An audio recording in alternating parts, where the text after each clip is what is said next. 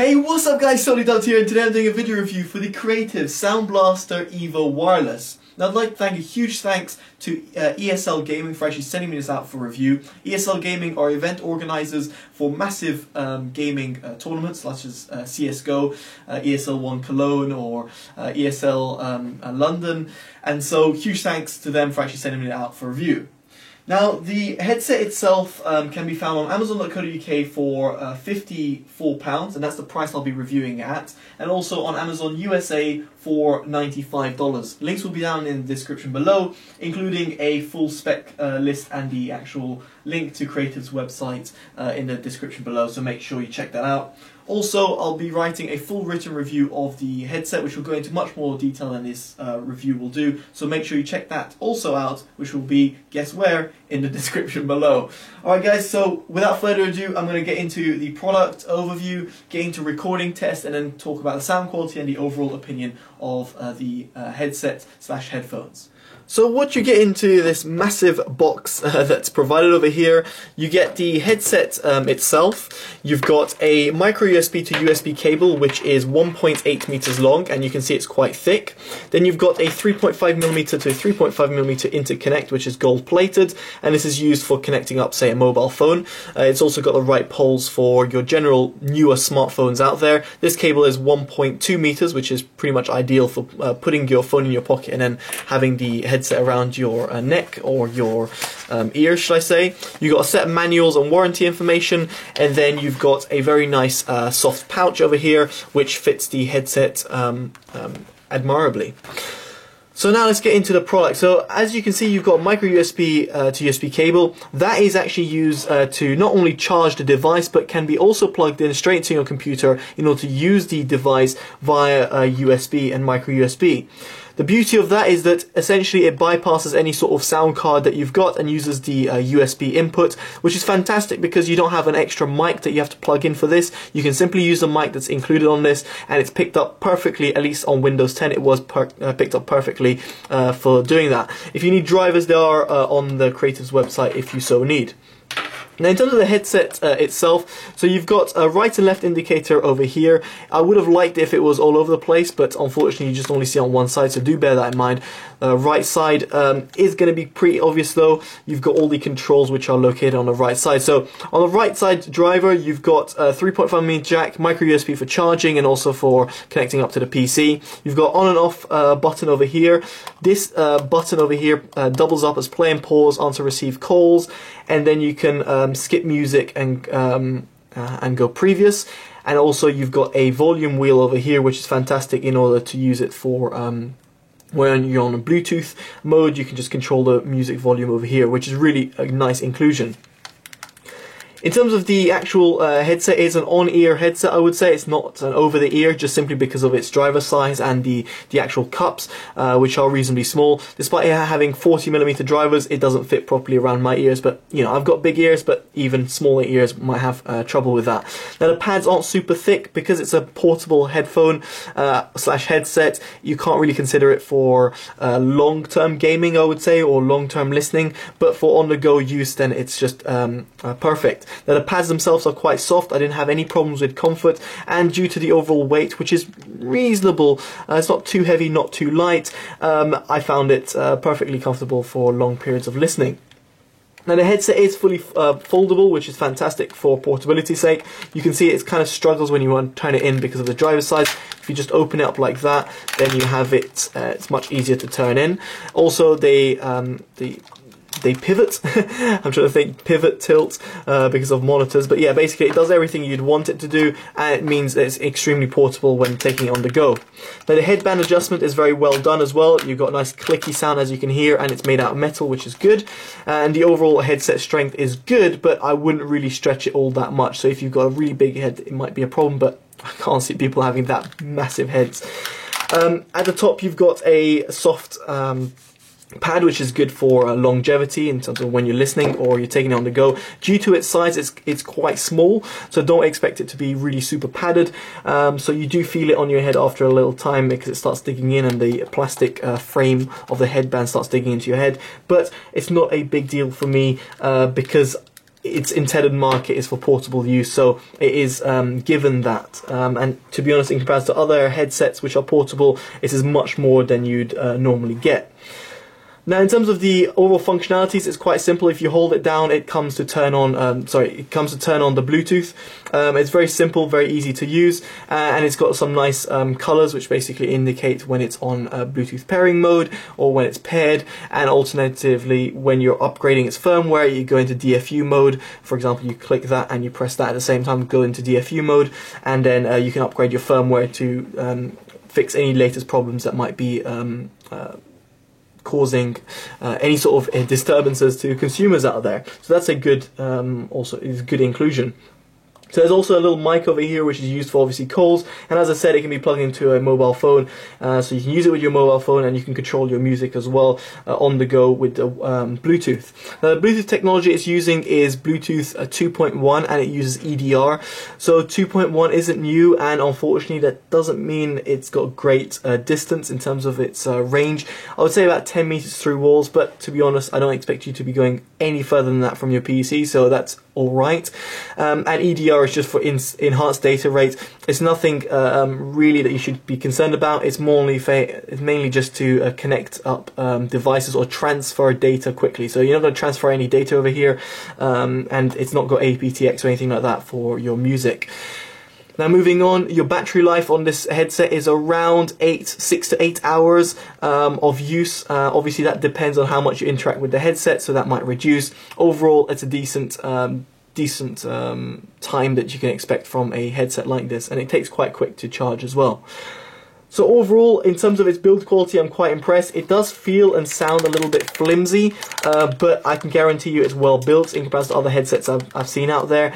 And its functionality of being fully portable, and the fact that you can connect it up to your PC, to your mobile, via 3.5mm or even Bluetooth is fantastic, and it's a great overall headset that has multiple different functions.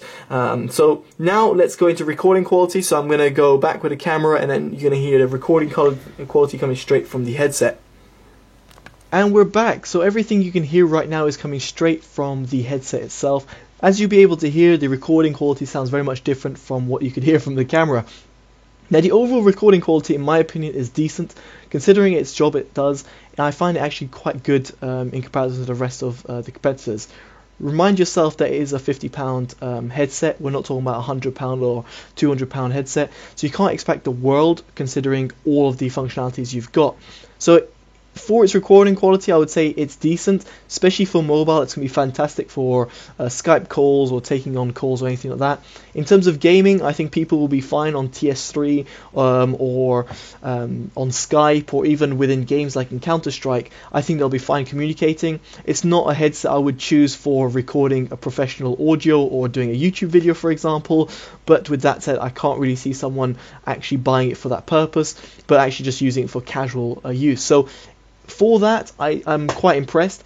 One thing I do notice though, it does pick up quite a lot of sound, so wherever I'm clicking around, it does pick up those sounds, and that's just because of where the microphone's placed and how the headset just is in terms of like a Bluetooth headset for your mobile. So that's why when it comes to actual using it on a PC, you might find that if you're typing away on your mechanical keyboard, you're going to hear that quite a lot. So overall, it's a good mic for its price. I think Creative done a good job. Now let's move on to the sound quality, and just before I do that, I should mention one thing. Now the cable is quite thick, which is good, but what I do notice is that if you've got a shirt or something like a hoodie or something, it rubs across your shirt and gives you a lot of microphonics on the headset itself. I'm not sure if you're able to hear this right now, but if I'm just tapping like this, I can really hear it on my drivers right now. It's like vibrating the drivers and therefore the sound in my ears. So it's a massive difference, and it's something that kind of did annoy me, and it kind of did bother me. So do make sure that if you place your cable, you place it properly so that it's not going to disturb you and it's not going to constantly hit, because it's something I definitely did notice. The reason I'm mentioning it here is because it does lead into the sound quality in terms of the overall comfort of using the headset as well. Now moving on to the sound quality, I must say for a headset which is £55, it does a decent job. Not fantastic, but it does a decent job. What I was really impressed about was like the the way it conveyed its soundstage and the decay. Now the soundstage was closed, and definitely it could do with more width and depth, but considering the driver size and the type of headset is, I don't expect it to do a massive great job in comparison to like a full-blown audiophile headphone. But with that said, for its price and for what it's intended to do, I'm quite impressed, because you could hear sounds coming from different places, and instrument separation was really good. And when it came to gaming, I could actually hear some positional play, which is actually quite surprising, because normally you wouldn't hear a sort of positional play in a headset which looks, or is intended for sort of portable use on the mobile. So it can be considered for gaming, and I used to play Counter-Strike and I found it fine, to be honest. It's not great again in terms of sound quality, but it does a decent job. So again, soundstage could be a little bit better in terms of width and depth, but it does a decent job overall. Moving on to the lows, mids and highs. So the lows, I felt that the mid bass had a great slam. It gives you good sort of impact sound when it comes to explosions. However, its sub bass really does lack. It had hardly any extension, and so when I was listening to, say, music, or even when like explosions went off and you want that long rattle sort of sound that you'd like in like a deep explosion, which is far away, you didn't really hear that with the headset. But again, it's a £55 headset, so I can't expect all that much, but it's something I should know. In terms of its mids, I definitely do think they're recessed and they're pushed back by its mid bass. So its mid bass slam is really good, but that affects its mids and therefore makes the overall headset sort of V-shaped sound, which is quite often found in cheaper headsets, but it's a shame to find in this creative headset, because the mids really were pushed back, and there when it came to playing Counter-Strike, for example, the steps weren't as clear as I would have liked them to be, and therefore, yes, I could hear the explosions, yes, I could hear the positioning, but I would have liked to hear the mids just a little bit better, so that the rifle sound a bit more accurate, or when someone's talking to me, the vocals come a little bit better. So the mids were pushed back, and when it came to music, it's definitely something I noticed quite straight away, even with extensive burn-in, so over 150 hours of burn-in, which is massive. In terms of its highs, it does an okay job. It's kind of rolled off, especially in terms of music. I could hear it. It does have a nice sort of sparkle to it, which is always good to hear. But when it comes to those nice high-end extensions, I didn't really hear them, and that does affect when it comes to gaming, because you like those really tiny footsteps, or someone who's creeping up behind you, or someone's next to you or reloading a gun. You don't hear that sound as precisely, so that when it comes to gaming. When it comes to music, you don't hear the high-end vocals, so female vocals don't come out as well, and just overall the highs just feel like they just don't extend as much. Overall, in terms of the sound quality, I am, not shall I say impressed, but neither am I really disappointed. Considering its price, considering its functionalities, and considering its sound quality, I would say it's a decent headset. It's not amazing, but it's a decent headset for its sound quality alone. So overall, what are my thoughts of the headset? Well, considering it's a multifunctional headset, a really truly multifunctional headset, it works on the PC, it works via Bluetooth, it works via 3.5mm jack, and it's got some audio functions that you can control straight from the headset. And the fact that you're being plugged into your to your computer via USB and be worked as a microphone, headset, and a playback device all in one, it's really good.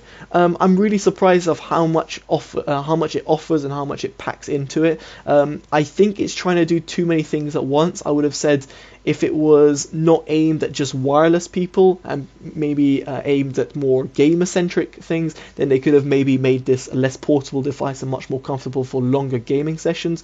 But at the same time, it's good that they have the functionality. And in the flip side, you've got the sort of the functionality of being wireless, but then why would you not make it even smaller and even even better looking, I would say, because it kind of sticks out, might not be for the taste of everyone. So it's a little bit of a hit miss. I think Creative are trying to aim for like a whole market of people who are wireless gaming, basically, and on a desktop. But they do a decent job, but they don't do a good job in any of them, I would say. I wouldn't say they do a perfect job in any of them. They're portable. I would say the Creative Jam does a lot better. And in terms of like actual headsets, you can get like the there's other Creative headsets out there which do a much better job for just standalone desktop headsets in terms of what they offer. So, overall, I would say it's a good job. It's nice to try and involve the whole market, but I think it's trying to do too much in one. Anyway, top top marks to Creative for actually trying, and I actually, I would not say recommend it, because I can't position myself as a buyer seeing it myself buying it in a certain respect. If I was wireless, then I'll just get the Creative Jam instead, which is really wireless and portable, can be used for running. And then if I want an actual headset, there's I think the Creative SB Inferno, and I would actually recommend that instead, because it's cheaper. For starters, it's like 30 or 25 quid, and it's just designed for PCs. It's not really designed for wireless Bluetooth or anything like that, so it doesn't have to factor in more technology, and it's more comfortable to wear. So it's good try, I would say, but I can't really see myself recommending it, because I can't see the person who would be buying it being in that market. But anyway, that's my opinion. You guys can obviously like and dislike this video if you agree or disagree with my comments. Obviously, make sure you do post in the comments and let me know what you think about the headset and what you think of the overall video itself.